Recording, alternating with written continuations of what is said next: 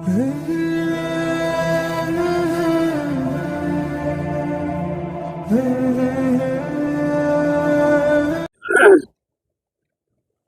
علیکم ورحمۃ اللہ وبرکاتہ۔ الحمدللہ ہمارا یہ سفر الفیصل ٹورز اینڈ ٹریولز کے 20 روزہ پیکیج میں چل رہا ہے۔ پہلے ہمارے 10 دن مکۃ المکرمہ میں پورے ہوئے، اب ہم 5 دن کے لیے مدینہ منورہ جا رہے ہیں۔ یہاں پر اللہ تعالیٰ نے ہمیں عمرے کی سعادت نصیب فرمائی، طواف کرنا نصیب فرمایا، اور وہاں کی نمازیں اور وہاں کی عبادتیں، قرآن کی تلاوت کرنا اللہ تعالیٰ نے ہمارے لیے مقدر فرمایا۔ ہم اللہ تعالیٰ کا بے انتہا شکر ادا کریں کہ اللہ تعالیٰ نے ہمیں بہت اچھا موقع دیا۔ پھر انشاءاللہ 5 دن مدینہ منورہ میں رہنے کے بعد ہماری حاضری پھر مکۃ المکرمہ میں ہوگی۔ ابھی یہ جو سفر ہے ہمارا،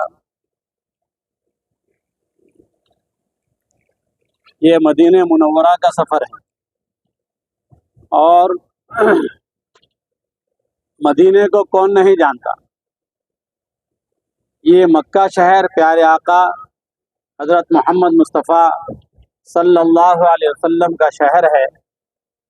یہیں پر آپ کی پیدائش ہوئی، اور اللہ تعالیٰ نے اسی مکہ شہر میں غار حرا میں نبوت سے سرفراز فرمایا، اور قرآن کی پہلی وحی بھی غار حرا میں یہ اللہ تعالیٰ نے نازل فرمائی تھی۔ اپنا جو وطن ہوتا ہے یہ ہر ایک کے لیے بہت عزیز ہوتا ہے، اور وطن چھوڑنا کسی کے لیے اتنا آسان نہیں ہوتا۔ وطن چھوڑنا کسی کے لیے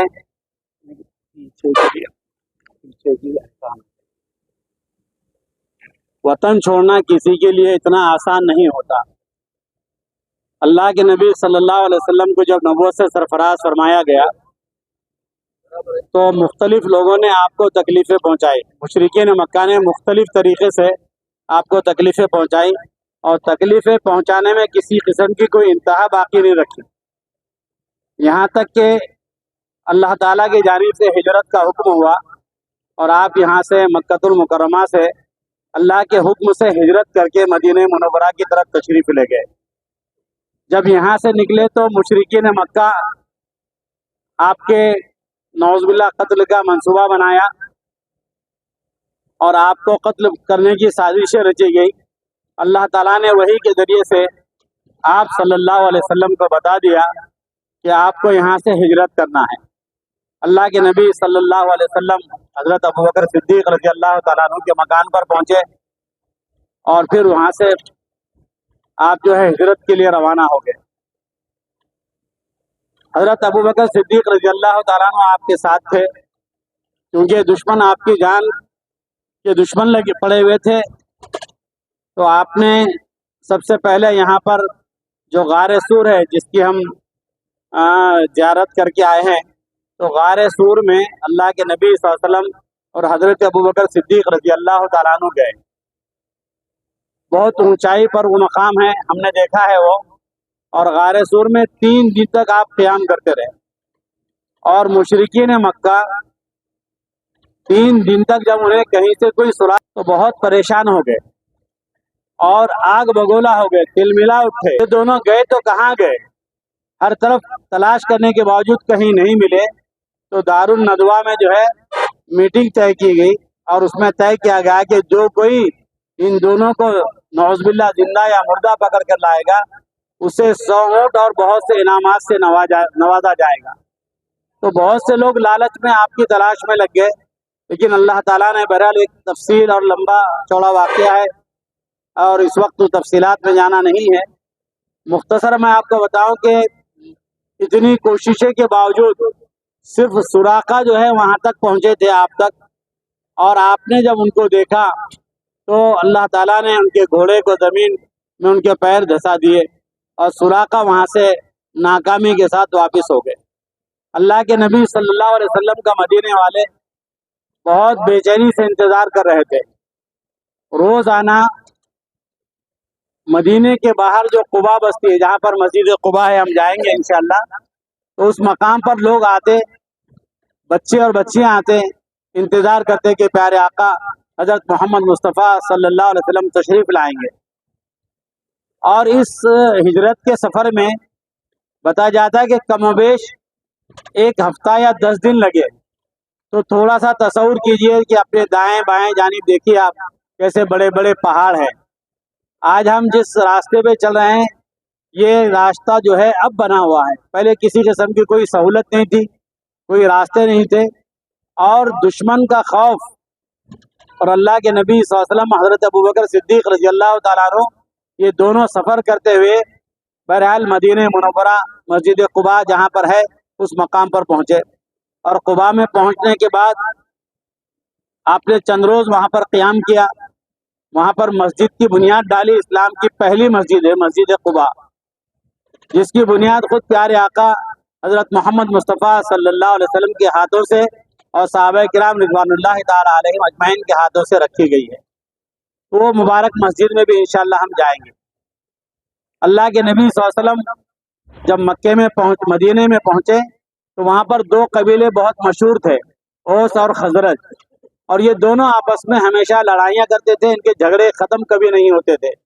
اللہ کے نبی صلی اللہ علیہ وسلم نے ان دونوں قبیلوں کے اندر صلح کرائی اور بہت سے کام کیے۔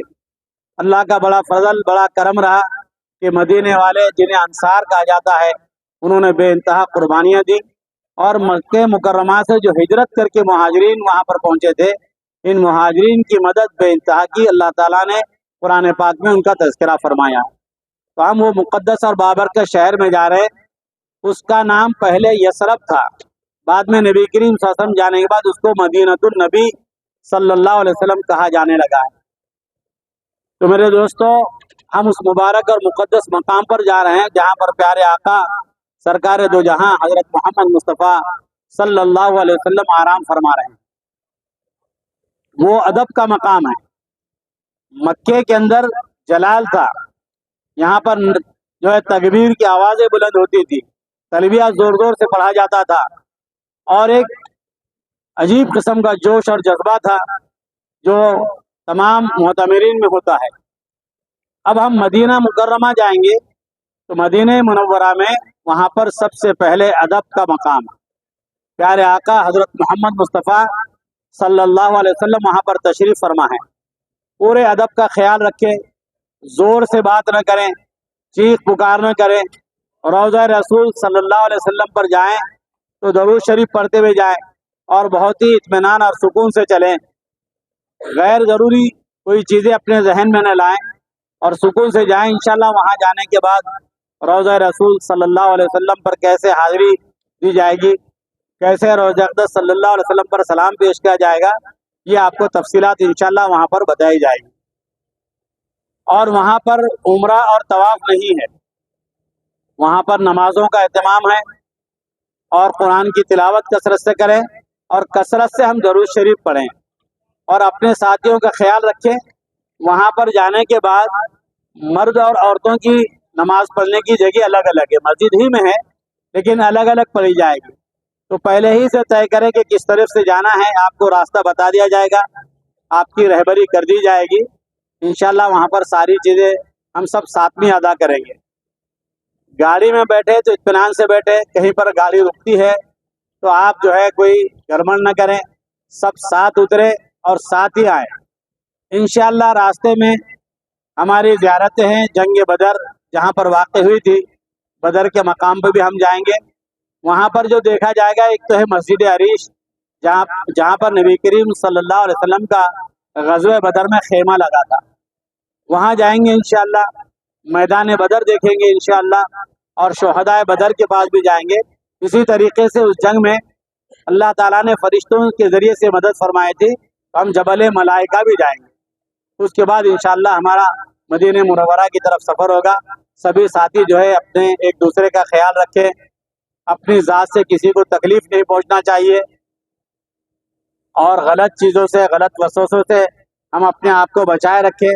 ہماری آنکھوں نے خانہ کعبہ کو دیکھا، उस नूरानी मंजर को अपने जहन में, दिमाग में, दिल में बसा के रखे। कानों में हरम शरीफ की अजानें और इमाम मोहतरम की कुरान पढ़ने की तिलावत हमने सुनी तो कानों में भी अच्छी चीज़ें पड़ी, दिल दिमाग में भी सब अच्छी चीज़ें आई।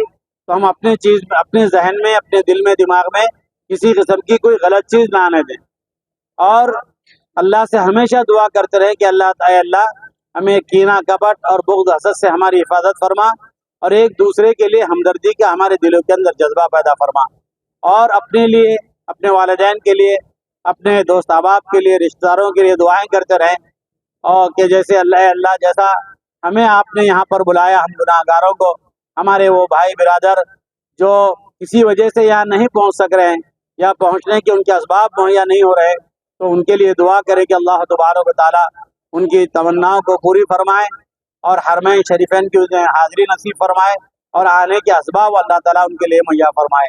अल्लाह ताला हम सबको अमल की तौफीक अता फरमाए और अपने अपने साथियों का ख्याल रखते हुए दरूद शरीफ पढ़ते हुए चले और अगर नींद आ रही है तो आराम से सो सकते हैं आप। अस्सलाम वालेकुम।